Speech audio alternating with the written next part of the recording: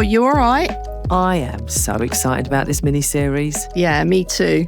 We're going to be focusing on the big, huge, often untalked about topic of working parents. Mm-hmm. How do you make the balance work? And Debs, we haven't had to go on Google or an AI to find information like this, have we? No. So it may be some people aren't aware. Tell us about some of the coaching work you've done in this space so that we know we can have a really good conversation. This is, I always call it my passion project. It's a bit of a side hustle, as I always call it, but it's so important. And it started way back when, a long time ago, when I thought, what is the support that's out there for working parents going back into work? Not about how to raise your child, not about that, but focused in on the parents. And there wasn't very much out there. And so I started to put together some parent coaching stuff where we work with parents either just before they go on maternity leave or paternity leave. And then we work with them again once baby has arrived. And then we work again with them once they've had their first kit day. And then we work again with them, getting them back into the workplace. So could be a period of 18 months because some parents take the whole year off. So we have the privilege of working with them over the whole period. And they have access to us in between if they need it. And it's just a way of ensuring that we are focusing in on the parent because they get forgotten. But getting back into the workspace can be really challenging. So that's where it started. And over the years, I think I've probably seen, 200 odd little babies appear on screen or in person over my time of doing it because, I just love it. And because it goes over a long period of time, you sort of feel like you can see that person transition from one, maybe never being a parent before to suddenly being a parent and what that looks like and feels like. Because obviously it's a massive shift and you would know that, I would know that from having our children. And then you might work with parents who are having their second or third child. And whilst they've been there, done it and got the T-shirt for the first one, there's still similar challenges that come up. So, so we're very fortunate. And again, I've spoken to same-sex couples, who takes on the mother role, who takes on the father role. Because obviously you can have shared maternity and paternity leave and parental leave. So it's been it's been amazing to just do it I say it's a side hustle and I always tell everybody that, but I think it's really important. So it's about giving support because there was no support when I went first back to work. And I thought, how do we help parents go back into the workplace? Well, Oh, Debs. And I've, over the years just had some such amazing conversations with you. And I think what is just so valuable when you're there sitting on your own going, oh my goodness, there's a Teams call that I'm supposed to be logging in on. Yes. But my baby's just been sick all over me. Yeah. And I have just got to deal with it. And, it's, there's no sort of plan B because there's, unlike work, you can't delegate some things. No. You can't put a pause and say, we'll pick it up next week. If a baby is screaming at you because they haven't slept or eaten, it just gives such a skill set that, until you tested, you didn't realise it was there. No, it's fascinating, Laura, because I think I was doing one this week and her baby is now 9 months old and she was asleep on her. She said, I hope you don't mind, but I couldn't get her down. I went, of course I don't mind. And this little baby was sound asleep, just quite happy with its mum. And so I think they were more worried that I would be worried. It's like, no, having run a 100-day place nursery back in the day as well, it's like, no, I get it. I get it. So, so that was nice. It was so cute to see this little baby just absolutely blissfully happy with its mum. So it's like, so things like that, because you're right. We don't know what they're going to do. No. And if I think about the many, many women I've spoken to I've worked a lot in retail and spaces, and there's a high percentage of women that work in retail. And I think even just to hear someone saying who's been through it going, oh, don't worry, I was petrified too. Yeah. I was worried about this and what I was going to do. And when you hear someone else who's been through it go, I was completely, worried about it all. And, I was looking forward to it, but sort of more scared than looking forward to it. Yeah. And when you hear someone else saying that, you kind of go, oh, okay, it's not that I'm not going to be able to handle this. It's because I can't even imagine what it's like, because until you go through that experience, you just have no vision to go on. No idea. And I think you can read all the books and you can get all the advice from, wise old sages that have been there before. But every experience is unique to that couple or that individual, or, however they're raising their child. It is so unique to them and their circumstances. And that, some parents are very keen to go back to work and others aren't. So we navigate through how they may be able to do condensed hours or have a conversation before they go back to work about changing the days they work. And the conversations can be about anything as they get closer. But you just don't know how people are, because everybody's experience is unique. And I think there is a fear factor sometimes about, how do I go back to work? Who am I now? What's it going to look like? What if it all changes? And there's so much going around in your heads, as well as a newborn. It just gives people that space just to be about them, and just to pause for a moment. And some of the sessions might be about 20 minutes, 30 minutes, depending. Some might be an hour and a half. And people have started to, some people will plan their sessions so they have childcare arrangements so they can really focus in on them. Because you have to adapt and flex, which is everything you talk about anyway, that ability to be adaptable and flexible, and with everything else going on, I think that as a parent and working with parents, you can see that playing out super well. Is how do we adapt to the environment we're in, right? How do we be foxy, as you always say? Absolutely. I mean, the amount of fox-related baby wear. Yeah. Poor little Grace was forced to wear just to remind myself, I'm foxy. This too shall pass. This. Yeah. And at some point, I'll manoeuvre this as some convenient content to sell and make some money from. So, speaking as co-hosts of the recently acclaimed, turns out we're some number one workplace podcast. In the top 40 of the best podcasts, workplace podcasts. To listen on the Isle of Man. In the UK. On the Isle of Man, Nothing against the Isle of Man. No. We're part of the best 40 workplace podcasts in the UK. And we've just been awarded that. So how cool is that? So cool. Yeah. And so let's make sure that we sort of keep within that. It's such a huge topic. Yes. So let's make sure that we keep within the sort of realms of, and what that means for working parents from a workplace perspective. Yeah. So we were thinking in this first one, we'd focus on identity. So that identity shift into parenthood. We're next going to look at, well, what does that mean shifting from colleague to parent? Yeah. So when you're sort of in your role, what does that then mean? And then episode 3, I can't wait for that one, Debs, from a leader's perspective. Yeah. What do leaders need to understand to enable that return to work process to go as well as it can do? So let's have a think about the identity shift. So picture the scene, Debs. I'm picturing it. There I was, early 2012. I found out I was pregnant, and like a number of people, it hadn't been smooth sailing. So you were a bit trepidatious, and you were aware of, all the things that can happen. And I remember sitting there, my friend Karen, saying, "What do I wear when I'm a mother?" Brilliant. And she went, "What do you mean?" I went, "Well, do I need to wear a blouse?" She went, "An elasticated skirt." She goes, "What do you mean, Toms?" I said, "Well, do I have to change? What does it mean to be a mother with a capital M? Because, I'm your naughty friend who draws rude pictures on walls and, on flip charts. Or flip charts. I'm not like someone that wears a blouse and her glasses are on a chain. And I just couldn't get my head round what it means to be a mother with a capital M. And she looked at me like I was mad and she went, "Thompson, it's still going to be you. You're just going to have a whole load of love that comes into your life. But there is also a whole lot of hard work as well."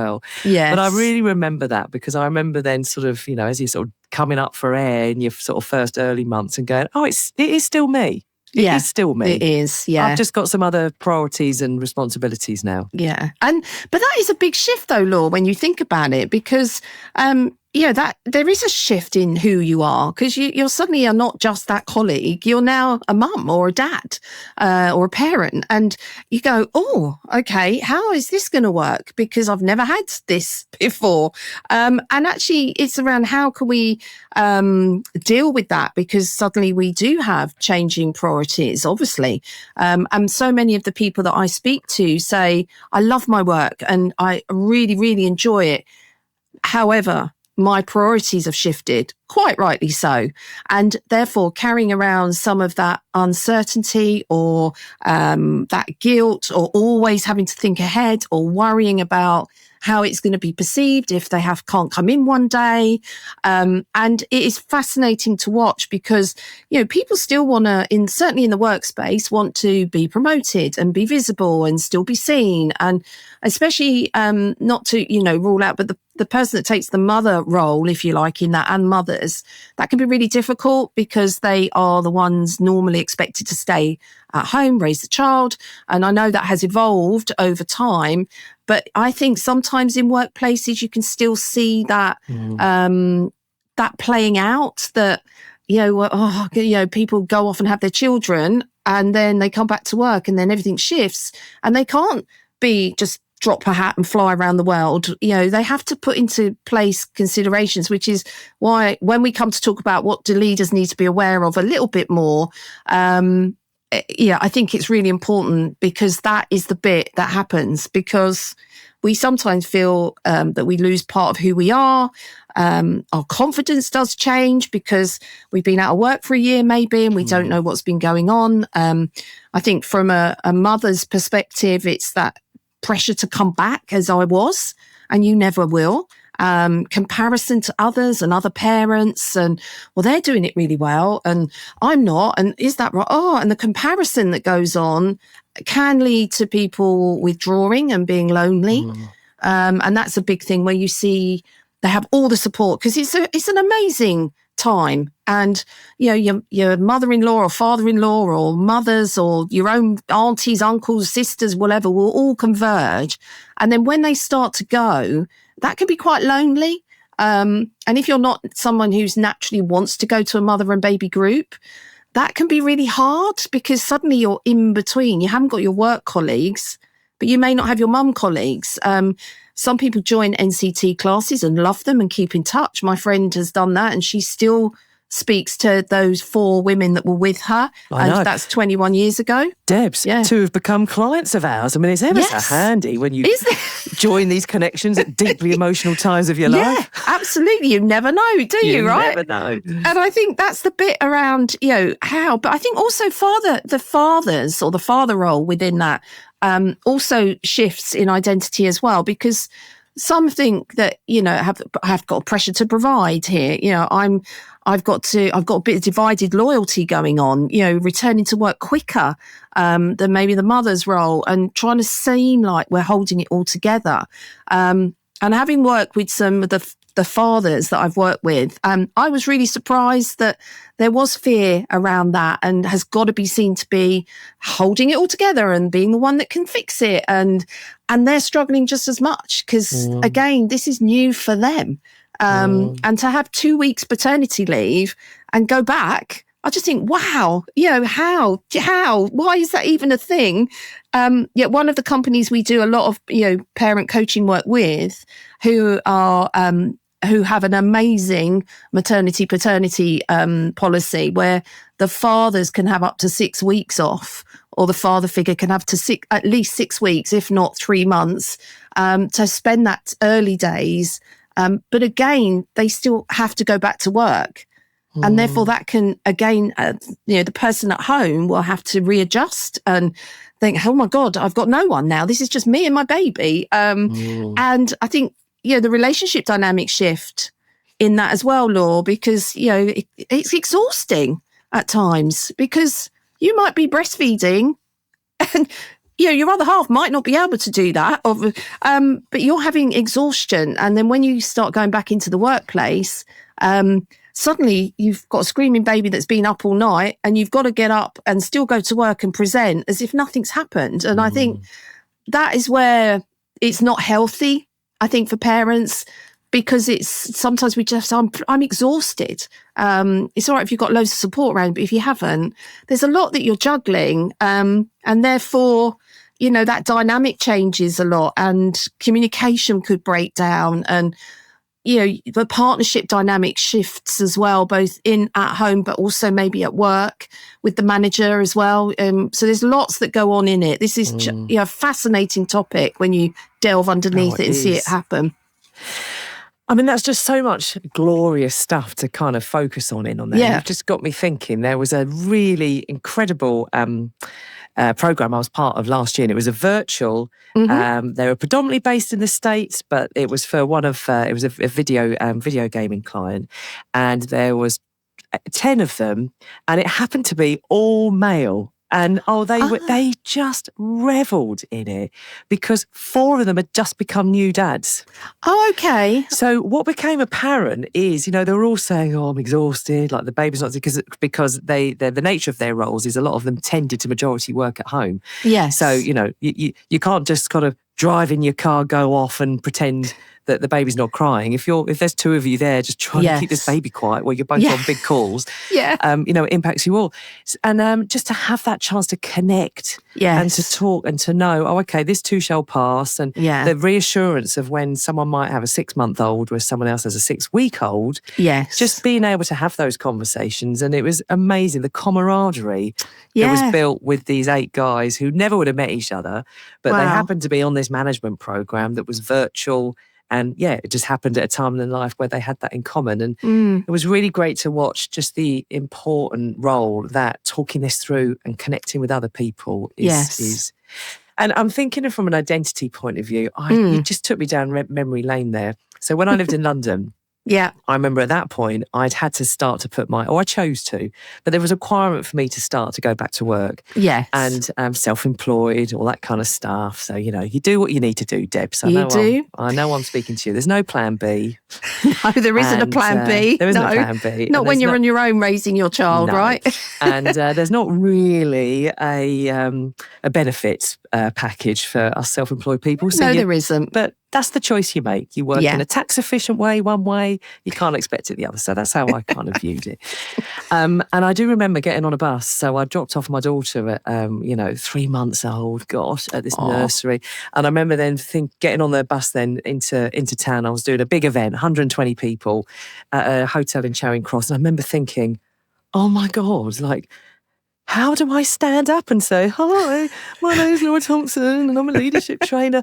I just couldn't imagine. I remember thinking, I feel like I've been involved in a completely different world. Yes. And now I've got to get used to that world of standing up, putting your lippy on and introducing yourself. And the weird thing was, Debs, it all came back.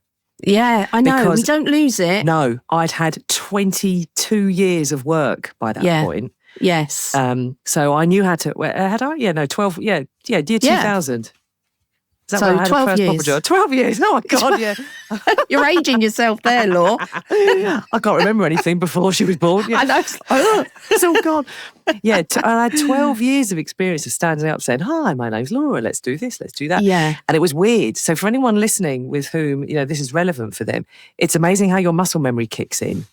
Because you will know how to act at a meeting. You will know how to get your head around a new bit of IT because you've had more experience of doing that than you have of changing a nappy. But because you have to learn so much so quickly when you become a first-time parent, but the other stuff is still there. You're layering on top new knowledge. You're not losing your old working stuff. Yeah, you're so right, actually. And I think a lot of the work that we do with parents is that building their confidence back up. And that sums it up, as you've just said, because, it can feel like, I suppose, gaining a huge part of yourself when you have a baby, but temporarily losing sight of everything else as well.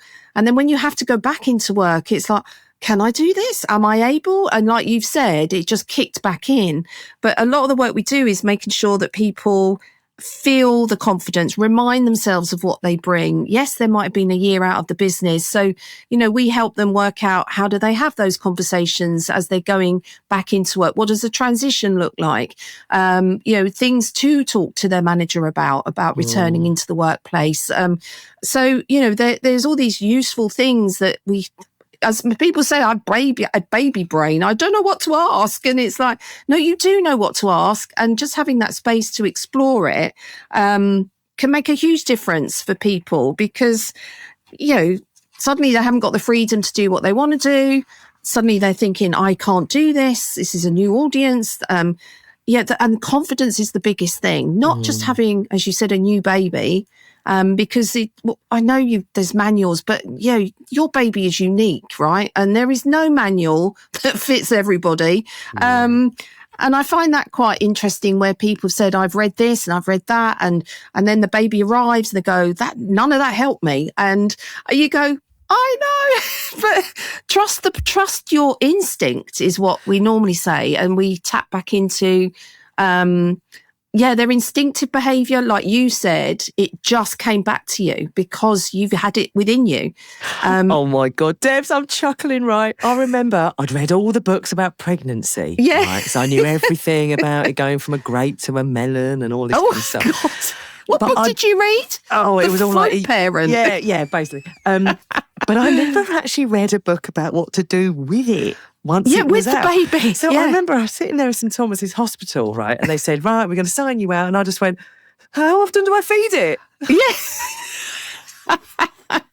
My God. I've still got the envelope where somewhere I wrote every 3 hours, change the nappy, do the... It was like on the back of an envelope. It was like literally they went, right, bye, see you. And I'm like, yeah, all right. And got a taxi back home and just went, okay, what do I do? Yeah. But from an identity point of view, I think it's. I just love the conversation that you were sort of bringing into this. It's not that you've lost your working persona; you've morphed into a new third persona. Of you've got the worker, you've got your parent, and then you've got this working parent, of where you kind of mesh those two together. Definitely. And I think the sort of just another reflection I've had, Debs, is I was always very aware that there might have been people looking at what I was doing going, I don't know how you do it. I'll tell you how I did it. I had my mum as the absolute backstop in my life. Yeah. And because her parent journey was to be the traditional mother staying at home. Yes, she did some work. Yes, she did further study, but she was there all the time when we were growing up. She wasn't flying off here, there, everywhere, running big stuff, but I was only able to do that because I had that traditional mother role, my mother, who I was able to rely upon. And so whenever people said, oh, God, I don't know how you do it, aren't you amazing? No, I'm not. I'm just gifted with a very good support system. Yes, which definitely. is why I hope I would never judge anyone who decides to take the foot off the pedal a little bit, or reduce their working hours, because someone's got to be on hand to take that nursery call. If it shuts down because everyone's got chicken pox, absolutely, someone's got to deal with that. Someone's got, and if you're on the other side of the country, you've got, how do you get back? I mean, when I managed the nursery, we only had a few where we had to close the nursery, and we would wait, obviously, until the last person came to pick up the child. And I remember staying there with me and one of the other nursery nurses, and we were there till about 10:30 one night, because the parent was and didn't have any family over here, so they were from Spain somewhere, and they were literally, the husband was in Spain, the wife was here, and she had to get back from travel back from Manchester to get back to us, and so that we just waited, and you just think, wow, I don't know. I mean, that just felt the right thing to do. I mean, what are you going to do? Leave the baby on the step and go pick it up when you're back? Not in a million years, right? But if you haven't got that support around you, you've suddenly, you're thrown into, oh my God, I need it. And I must say, Law, all the parents that I've been dealt with, there's a few that have parents not around, but the majority have, and I'm the same as you. I couldn't have raised, my son without the support of my mum and dad, and pickups and the nursery nurses. I was fortunate to be able to take him to nursery, so I'd ready-made childcare. But sometimes, I moved on and got another job. But those girls and boys there at that time who really supported me still. I still see them to this day. And I'm forever grateful for their support, because if you can't do it on your own. No. Yeah, it's really difficult. And of course, in other cultures, they say it takes a community to raise a child. 100%. And even if you got a big boys or big girls job with a great big fancy business card, when you're there and you get the call and you think, I've got to get down from Manchester, I can't even imagine how stressful that journey was. Yeah, because you've got to get there as well. You've got to get there. There's no plan B. But from an identity point of view, I mean, that phrase, what doesn't kill you makes you stronger. The skill set that you get to acquire, having to make dynamic risk assessments, in a heartbeat. Yes. I never leave the house without some stuff that I know is going to be important, because the day you leave the house in a nappy bag without a spare bottle and a spare nappy, you learn your lesson. And so that default state of readiness, I never ran my work life like that beforehand, but there'll be some amazing tools and habits and rituals that, in order to be able to survive and thrive through rearing young children, that you can then bring into your work life as well. So definitely. I think from an identity point of view, adding into that skill set. Yeah, and I think you also have to watch with that you don't become wrapped up in doing everything for everyone else, as certainly as the main carer maybe, because that's easy to do as well. And that's sometimes, well, I'm the one who's responsible, who am I now beyond the role of, being a parent? And I think, because you are needed by that little one, they're relying on you. You're very responsible suddenly. As you said, you have to be super practical, and organised and emotionally available. And therefore, that role or identity you have can get wrapped up in doing everything for everybody else, but you forget about yourself. And I think because there's still a person underneath that, behind that, mum, dad, partner, colleague, leader, caregiver role, whatever it might be, going, what do I need? What matters to me? And who am I becoming now?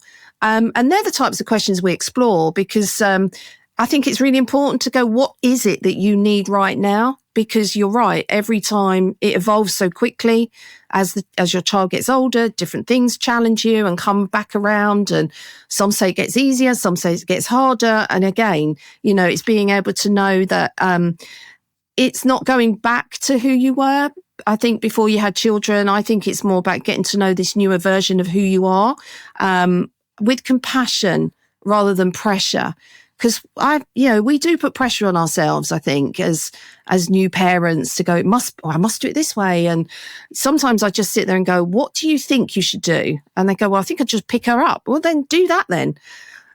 And you can see the outside pressure coming in quite a lot sometimes. And and as you said, with your mum, like my mum, traditional stay-at-home mum, wasn't expected to work really. So therefore it was very different in their day, us back in the day, as it was to us with ours, but also with newer parents as well, because, the family could be scattered anywhere. They're not necessarily just around the corner. Not all families have that community spirit going on. And I think that's something that's amazing to watch, is the different family dynamics, and how it works, and who steps up to help and support. And I just think it's a very privileged role that we have working with parents, I think, and because there's not one size fits all, is it? As you were saying, one size fits one. So enabling them to do that, because I think we're trying to navigate all of that stuff while still appearing to be really capable and fine externally, but inside we could be crumbling. And that's why the space we give people it's about them, not about them being a mum. They are a mum or a dad or a carer, but this is about, okay, let's focus back in on who you are now.